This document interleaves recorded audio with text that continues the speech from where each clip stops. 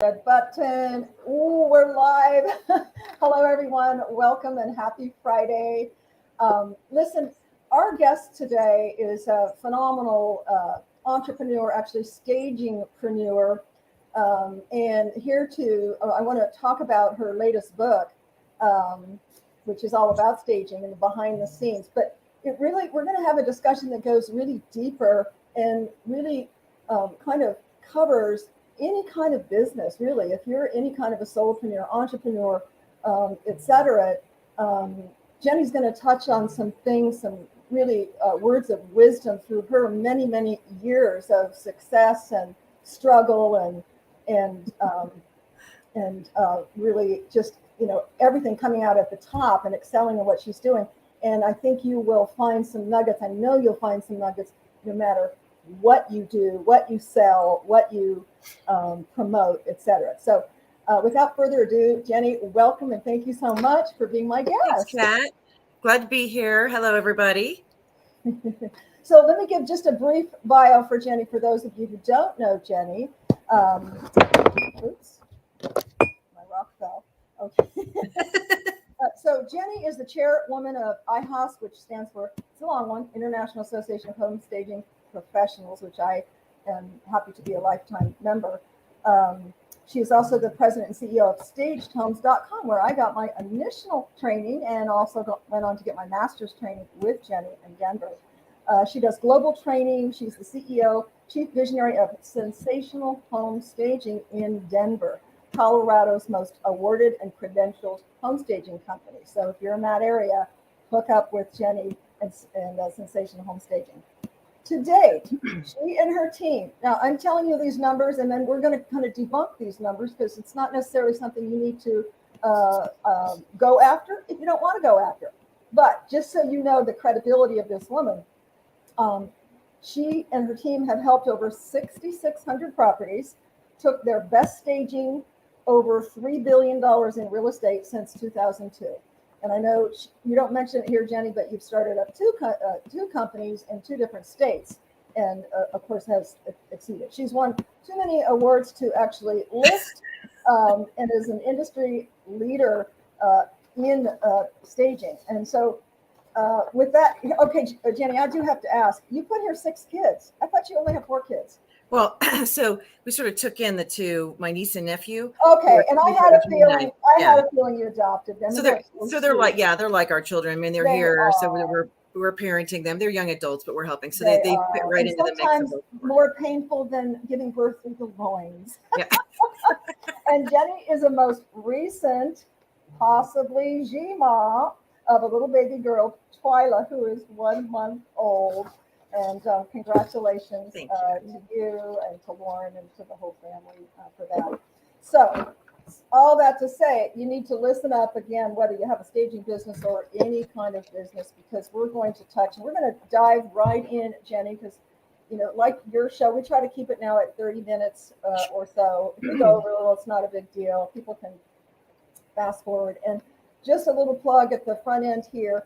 We are now on all podcast formats. So if you don't have time to watch this and you want to do it while you're traveling, it's on any podcast platform.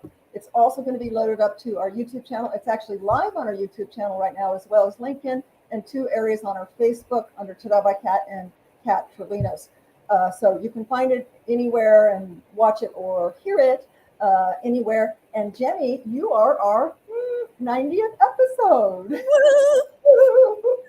And I think Jeff probably on the post will put in some clapping and fanfare right. For you too. So let's jump right into the first point that you shared, Jennie, and that is to be true to yourself and never compromise who you are for business. Now, for folks especially starting out, this is a lesson, and myself, I'm going on 12 years, but I think anyone and everyone starting out, you want, whether you're a realtor, a designer, a plumber, whatever, you're so hungry for the business that you just you do compromise yourself, right? In your business and who you are. So speak to that to our audience to help, them glean some of your wisdom on that. And I, what you just said is really true. We tend to, when we first get started, want to do, you take on any client. And then as you start going along, you want your clients as a relationship for a long time. So then you have to ask yourself, do I really want to be in business relationship with this person? Do they have the same values that I have? Do they have the same, attitude towards life and so forth? Because there's people that are excited and positive and ones that are not. And so, you learn these things along the way. And I think the way, if you're new in the business, or even, it doesn't matter if you're new or not, if you're thinking like, I have never done this before, write down like what your core values are. That's really kind of where this starts. What are your core values? And then that will help you identify who are the people that you want to have as a client. So it's not just about getting a high producer or somebody that has a lot of properties. It's, do you enjoy working with this person? Because it becomes this give and take relationship with the agents, with the investors and so forth. And they really rely on you. And so you really, especially when they may be asking for special concessions or favors or what have you, I'm more inclined to want to do that when I like the person versus when I'm. But you know what, Jenny? I know you laugh at that, but sales 101, and I come from a long, like 40 years of just primo selling, training, etc.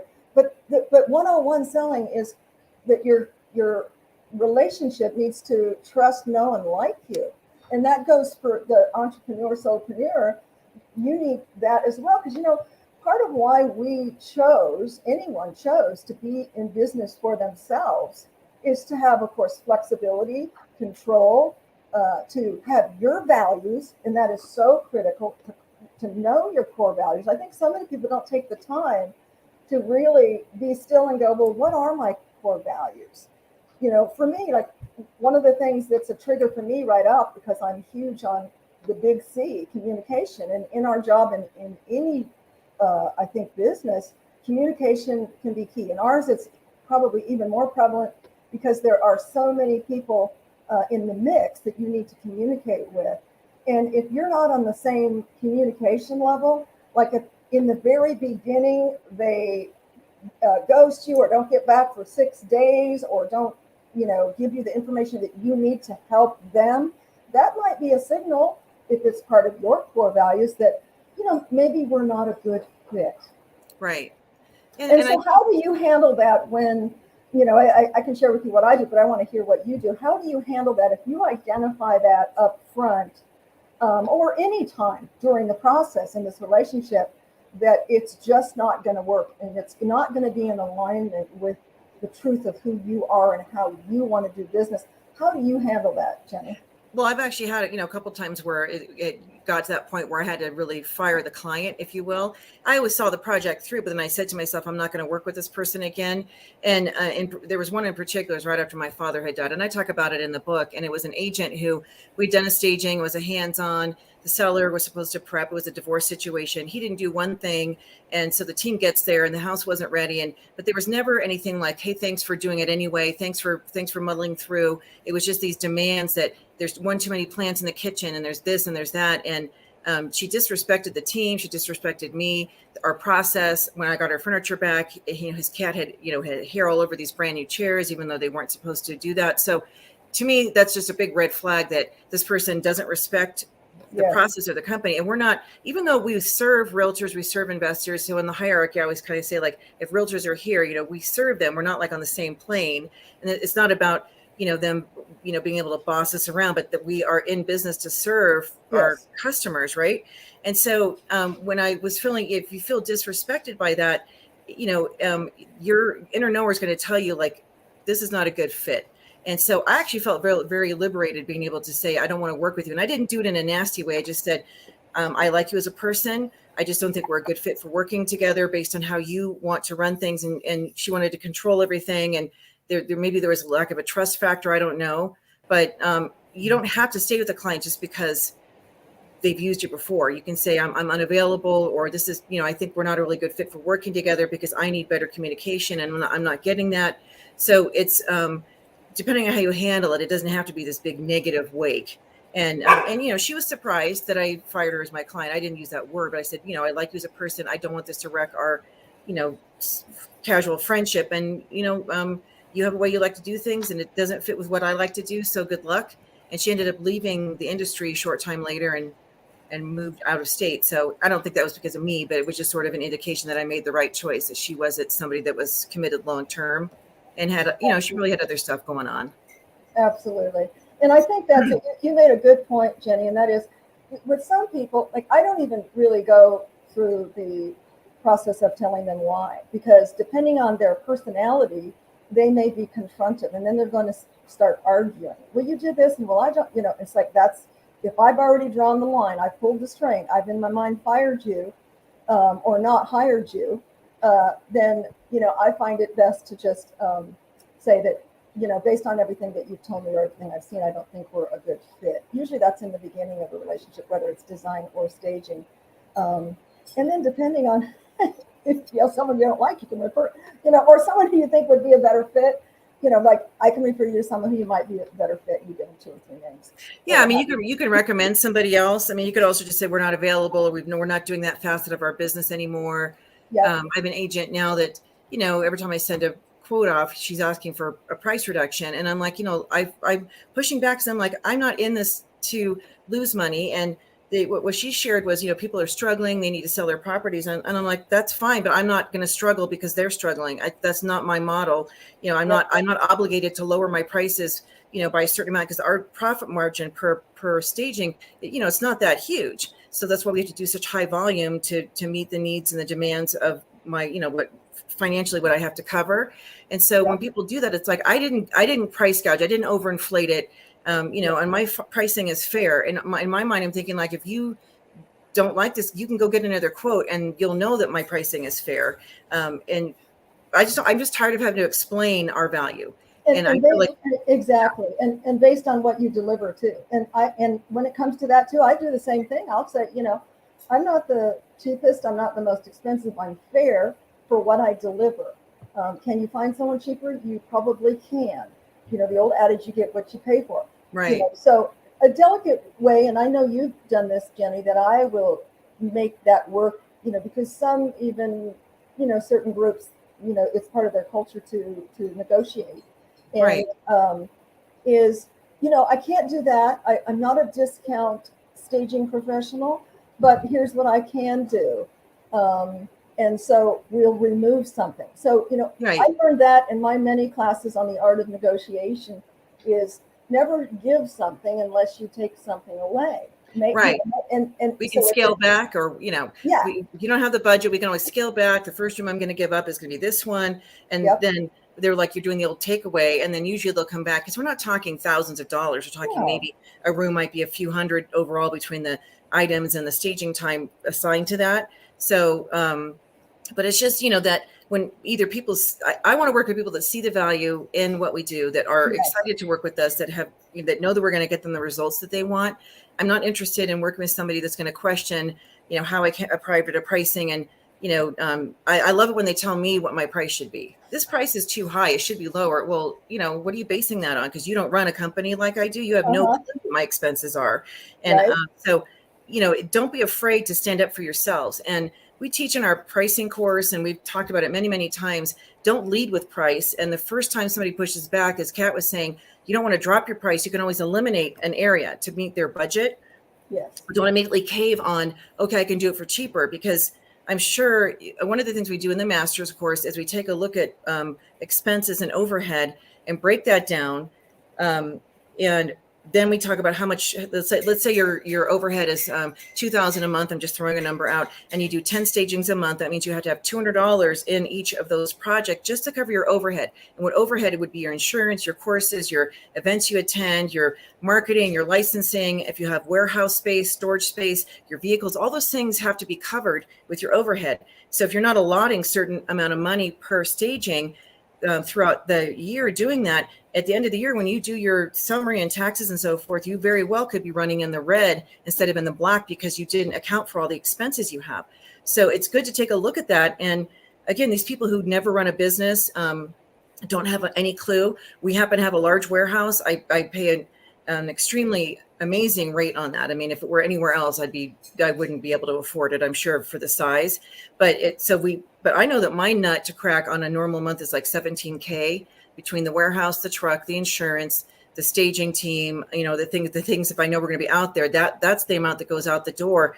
And not to mention all the purchases that we have to continue to make. So, as you start a business, Kat has what I would call, you purposely downsize into what I would call more of a boutique staging company. She doesn't want to have all the massive warehouse and overhead. And as glamorous as that seems, like I know stagers get so excited, even designers, all the pillow wall and look at all the furniture and you get to shop and do stuff.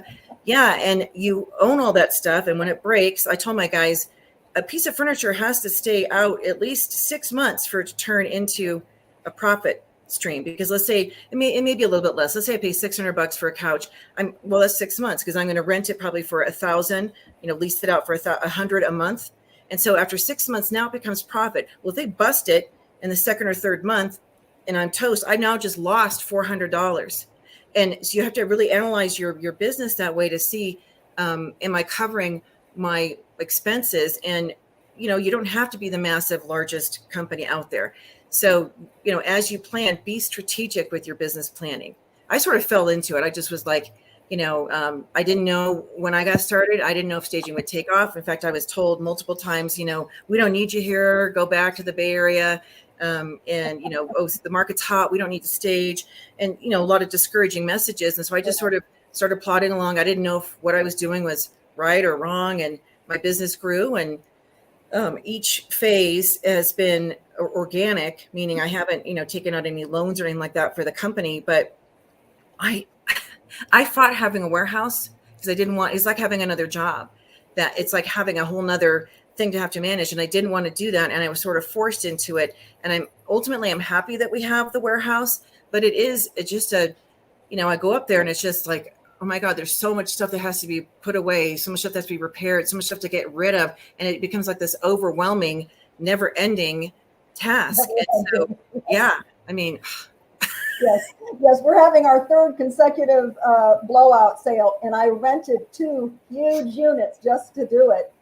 And then we're donating whatever we don't sell. We'll put a few things back, but we're donating whatever we don't sell, because it can very quickly become, and especially when you want to make every stage perfect, and no, it's not design. That's part of my problem. It's like, well, it's not perfect. I'm going to go out and get something that is perfect for it. And I know. Smart buyer, so I shop smart, but it's still, you have to, you're paying overhead to house it. Just even you think about that. 2 years ago or so, we were still doing, was contemporary's always in. We were doing a lot more, I would say, more like kind of glam, kind of the chrome and more sparkly stuff, the bling, and all of a sudden it just shifted. And everybody wanted the mid-mod. They want the organic. They want the boho. So I'm not going to get rid of this stuff because I know it'll cycle back around. And there's always use for it. Like we're going to put it in a property that's a $3 million property that she sent me pictures of what she liked. And our stuff will be suitable, perfect for that. But it's not going out as often. And so then it requires you to purchase more items than that you can use that are suitable for what the expected buyers want in your market. So the other thing you have to be really good at is your market research, know what's trending. Yes. And in the buyer trends course, we talk about what a micro trend is versus a macro trend. And a micro trend, it would be a design trend that comes and goes really fast. And so that could be a color, it could be a particular style, it could be something that's here and then gone. And then a macro is going to stay for like 3 to 5 years maybe. So it's going to have some staying power. So you want to invest in things that are going to be longer lasting. I have, when it comes to colors, for example, Kat's jacket is very on trend right now, that mustard yellow, oranges, you're going to see a lot of color like this fuchsia pink. You're seeing a lot of colors coming in. So we're investing in accent things like pillows, artwork. I did buy accent chairs that are mustard yellow, emerald green. I've got some pink ones we're using today in a boho house. It's that kind of that blush pink with the cognac couch. So this is the first time putting them out in a house. I'll see what the response is from the client and the buyers, but they're not at such a huge investment that when those trend out, I can't just, get rid of them and then replace with something else. But it is, it's a great industry. It's fun, but it's a lot of work. It's a lot of work. Yes, it is. There's a lot of moving parts and pieces to put together. So you have to love it. If you love it, like they say, if you love what you do, you never work a day in your life. Absolutely. To that, not only do we need to look at the market, but being strategic as a business owner, and again, whatever kind of business that you have, you can determine your next step and what you want to channel, manifest as the next step. And for us, we are channeling, and and it's all coming to fruition. We were featured on HGTV.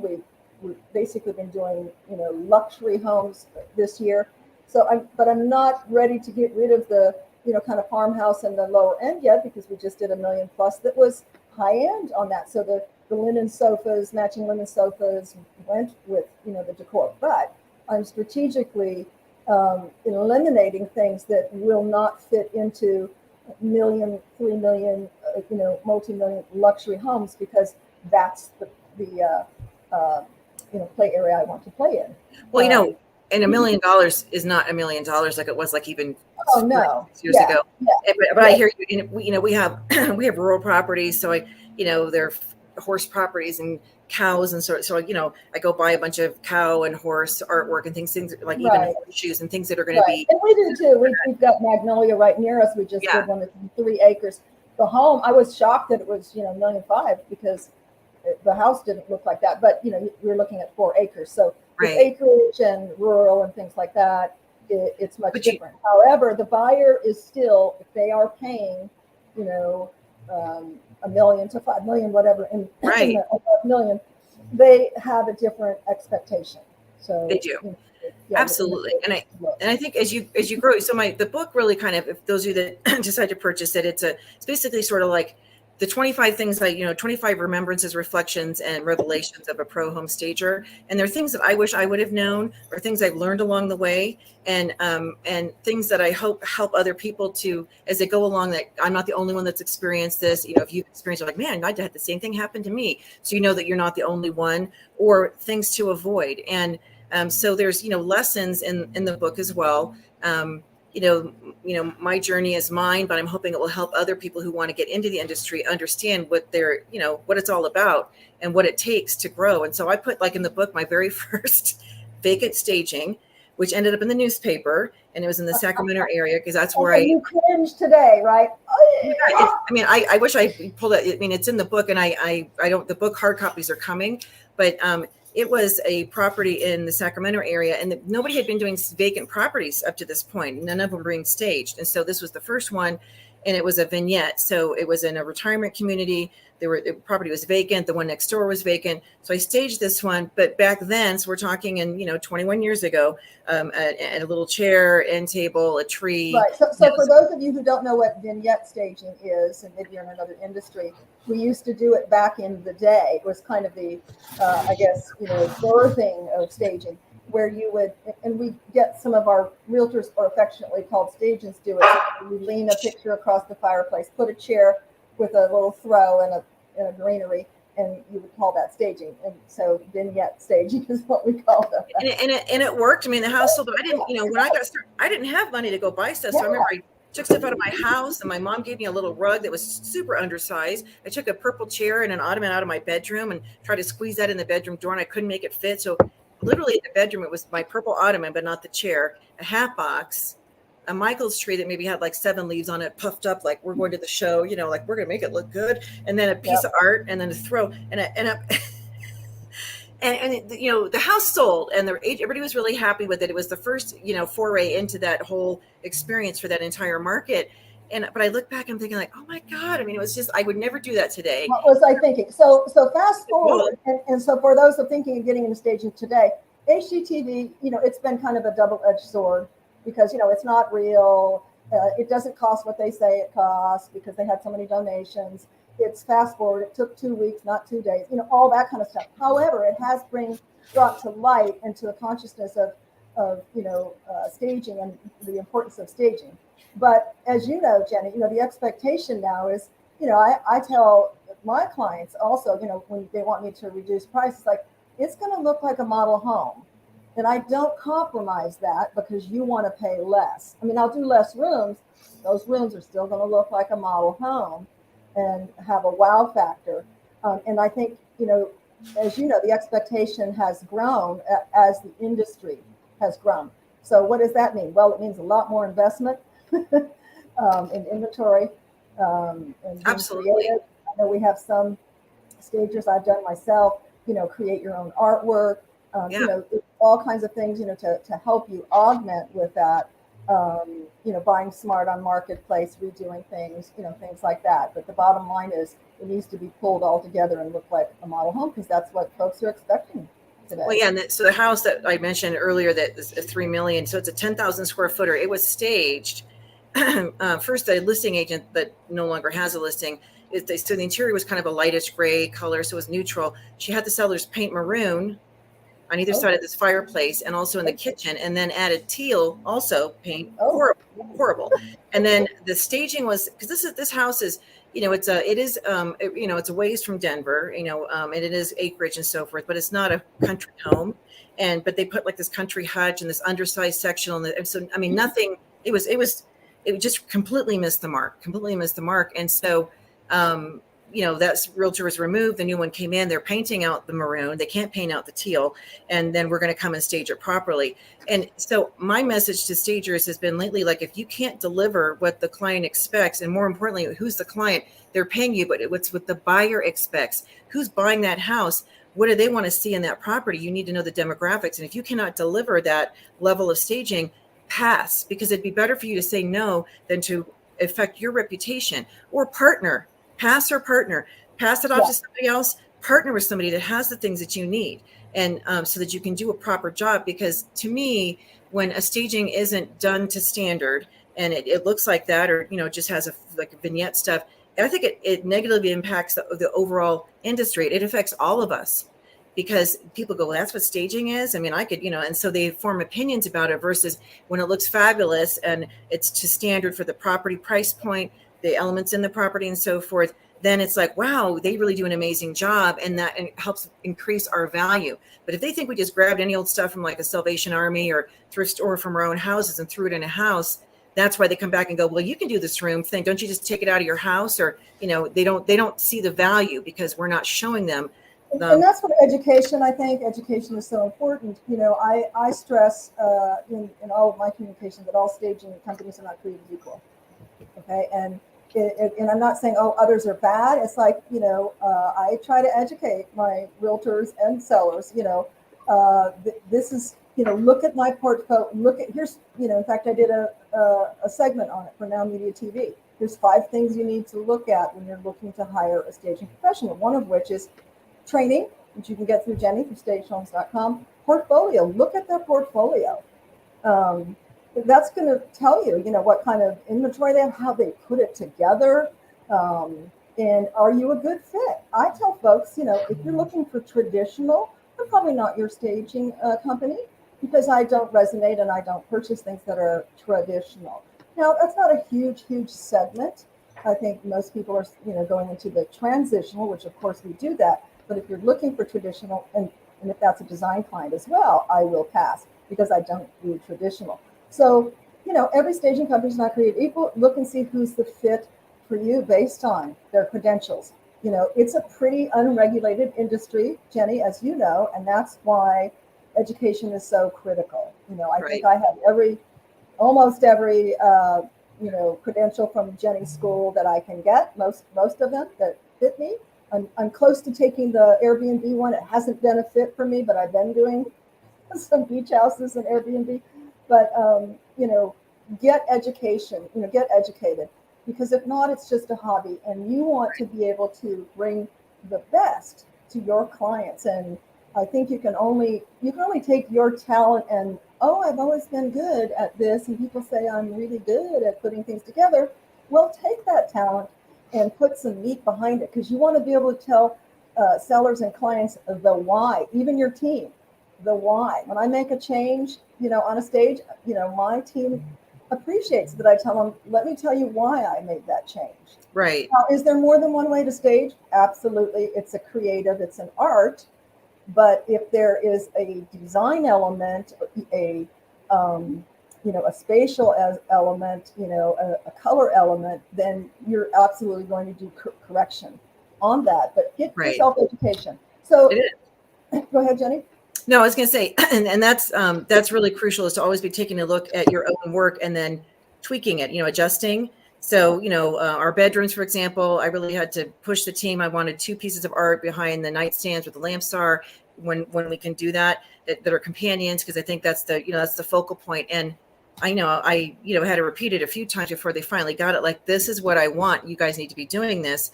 And now we're focusing now, like bathrooms, like we need to up our game in bathrooms. So layer the towels, do things, because the sometimes you just want to get in and we're rushing, or we have a lot to accomplish. So the team, gets a house put together and it looks good, but there's these little fine tuning things that don't always happen. So that's when I'll kind of say this looks great, but the picture's too high, or so I'll send them things, because I'm really out in the field. I mean, like today we're staging 3 models, homes, and it's not like for a big production builder. It's a community that's new. And so we have 3 different floor plans. We're doing 3 different, color schemes and styles.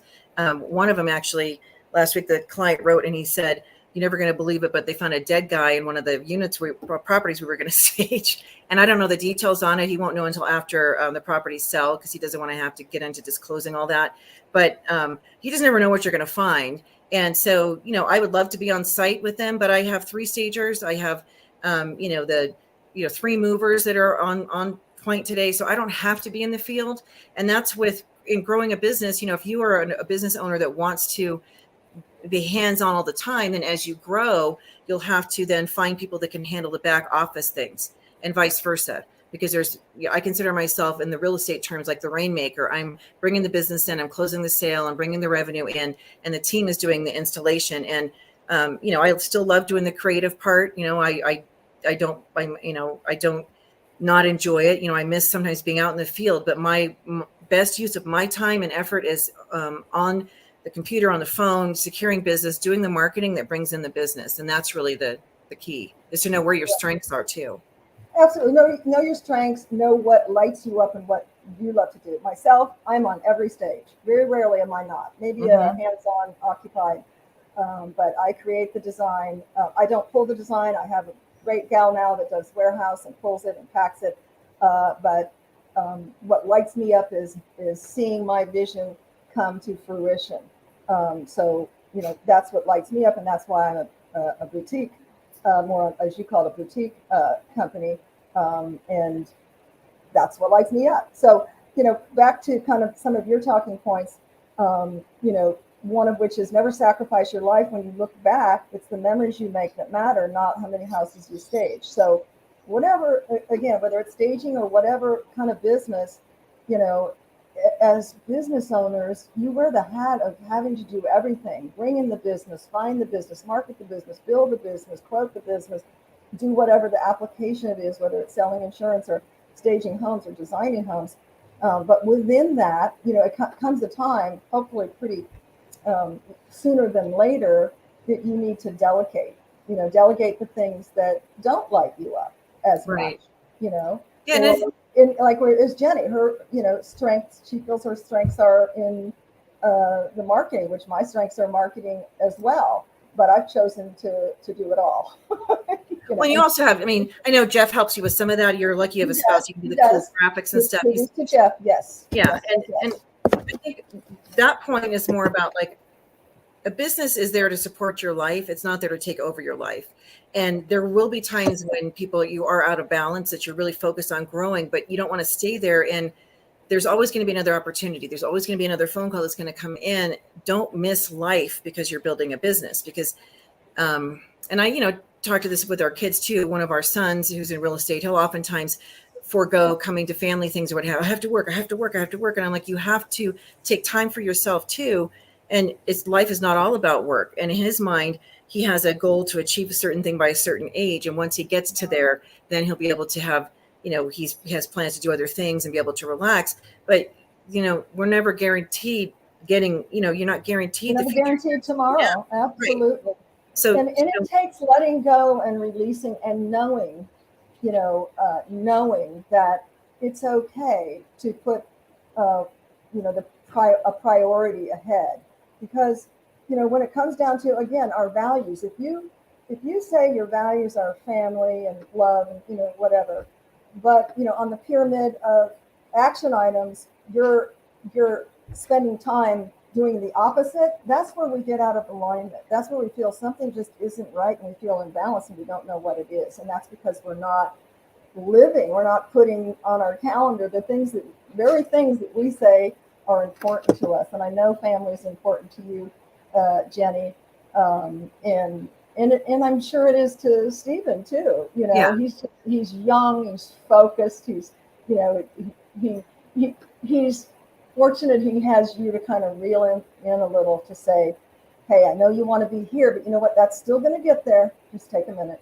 It's also because it's like it's not just him making a memory. It's us, the other people like myself, making a memory with him. And so if he's not there, then I'm missing him. I'm missing out, and he's missing out. And that's just an example. The other piece of it is, as you grow your business, you're going to get, there'll be people that will come along and maybe for a time you collaborate on things and you're working together, and then that goes for a season or what have you.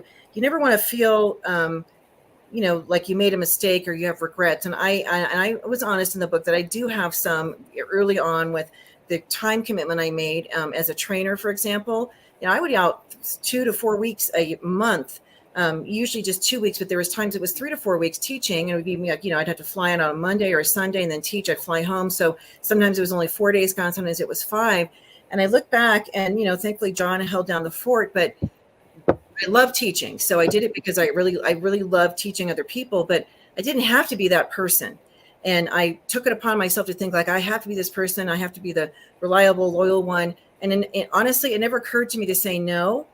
And that's something that we all need to have in our vocabulary, because we need to say no to set our own personal boundaries, because it wasn't up to me. It wasn't my company. It benefited a lot of other people, and I was happy to teach and train. But when I look back, you can never get that time back. So be stingy with your time. Be stingy. Be intentional. Stingy. We're running close to 30 minutes here. I'm posting this. One of my favorite slides, Jenny. I'm sure you have it. Whenever I teach continuing education classes, I post so it. Funny. Yeah. So if you've ever thought about being a stager, and you fall into that category there, or if you haven't thought about it and you do fall into that category, you might just. I even think, like I said, you can even just put the word entrepreneur. Anybody who, absolutely right. Anybody who wants to, they don't want to march the beat of the same drum that everybody else is in the corporate world. Don't want to work the 9 to 5, right. on the hamster wheel. And I think so many people today are really stopping and looking at their lives and saying, you know what? How did I get here? Yeah, how did I get here? I'm not really doing what I really want, what really lights me up. So if anything, I would love, anyone listening to this or watching it to think about that. What lights you up? And you can start little. It doesn't have to be an all or none. Right. Like what are you passionate about? I mean, the great thing about our industry is that even though it might be on our minds, all day long, physically, you're not out staging 40 hours a week. Typically, you would really burn out. And so, we teach if you're working anywhere from like 8 to 10 hours a week as a stager, that's like a 50,000 income. 16 to 20 hours would be 100K, and that's real income that you're taught how to get there. And you can work a lot less and make a lot more being smart. Right. And so it's a part-time business to make a full-time income. The key part, of course, is the marketing side of it. You have to get the business to support that goal and that volume. But it's not one where, you get to set your hours. And so if you want to take a trip or you want to, not go into work one day, you're the one, you're in control of your calendar, which I love. So, that whole flexibility piece of it is really great being an entrepreneur. The scary part, of course, is the risk. And because if it is to be, it's up to me. If it is, something you want to do, it's you have to make it happen, or it's not going to happen initially. So you really need to have a strong passion for it, a really good plan for what you're going to do. And then mentors. I think having people that you can come alongside that have been where you've been. And that's kind of what the book is sort of, if I could sit down with somebody and tell them, these are the things I've experienced that you either want to do or you don't want to do. And, put that in there. And, just there's a lot of funny stories in there, too, that I hope make people laugh, because it's a people business. And sometimes you come across things that you're like, I wasn't expecting that, and you just have to laugh about it. If nothing else, if you're not a stager, pick up the book for the behind the scenes funny stories. I'm ordering mine today. Well, I'm going to wait for the hard book because I want to get the hardcover and have you sign it, Jenny. Okay. Yeah, but I was glad I was able to turn this into a PDF and post it. So True Yeah. Confessions of a Stagepreneur by Jennie Norris. And can they get that today, the paperback, on Amazon? Yes, you can buy it on Amazon. It's also on Kindle format. So either one of them is available. Okay. And how soon do you think for the paper or for the hardcover? I'm working on the form because I did the softbound because it was more affordable for people. But Right. the hardback one, you can't just say I want to change it to hardback. You actually have to reformat the entire file, which I didn't realize. So anyway, yes, I'm working on that. They don't make it very easy. It's not an 8.5 by 11 book. It's a 6 by 9, which is the standard size for most of these books. And anyway, so it's just been. So do you have to change it to another dimension to make it hard? Yeah, you have to. Yeah, so the page dimensions are different. So you can't just upload the same 6 by. I don't know why you can't just upload the same 6 by 9 because it's the same size. So I don't understand their whole thing. But I learned by doing and trial and error and making it work. Yeah. Is that through KDRP or? Yes, KDP Publishing. KDP. Yeah. So go to Amazon. You can get True Confessions of a Stagepreneur, and I'm excited to get mine. And there's also on that same thing. There's Marketing Made Simple. That book I originally wrote in 2012, and then I've been updating it. And I learned with this Amazon, if you guys, anybody who's going to self-publish, even if it's something you had from before, don't say that you wrote it, 11 years ago, because that's what it says on the thing. People, oh, that's old. It's not old. It was totally updated. So then in my description, I was trying to change it. Like, it's 2023. I updated the whole thing. So keep that in mind that I don't want people to think it's old because it's been. Oh, so I have to order the updated version because I've got the older version. Okay. Yeah. And typically on Amazon, it will say, because I buy books probably weekly, it will say updated version. So just make sure you get the updated version of the marketing book.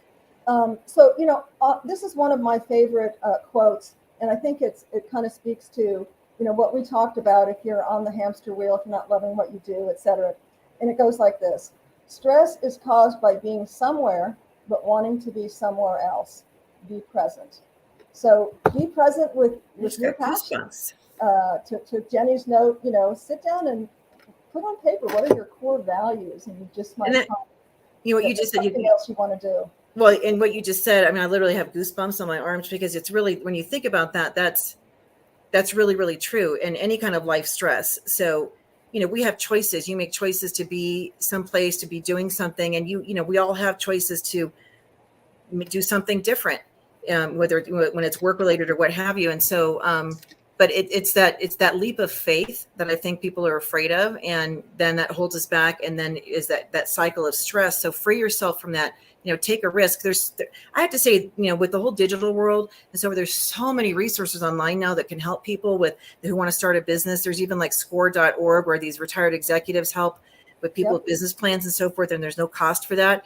So there's lots of resources. And of course, IAHSP, the International Association, I consider us like the business support organization for staging, design, and real estate in that wheelhouse.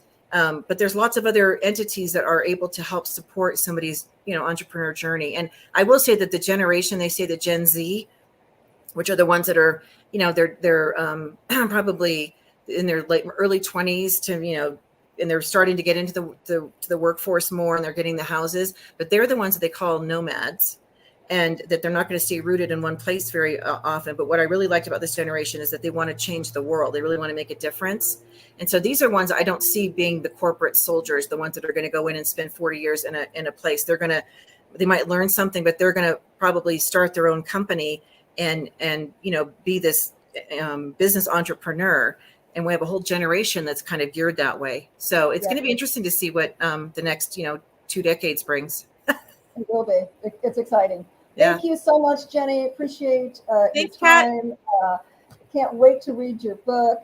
And thank you, everyone, for watching or listening. And as always, stay positive, stay hopeful, stay connected. And thank you so much for connecting with me and Jenny today. And if we haven't met, I'm Kat Terlinos with Tada by Kat, Next Level Staging and Design. And we're going to replay this next Friday and have a new guest the following Friday. Have a wonderful weekend, everyone, and we'll see you soon.